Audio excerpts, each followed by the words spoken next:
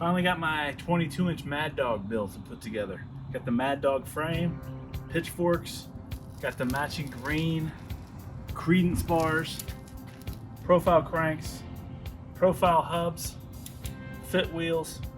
Wheels were put together at Empire. Great job there. Got this rad old GT launch pad seat that I've had forever. Odyssey trail mix. Got my credence stem I picked up from Shovels and Beer. Shout out.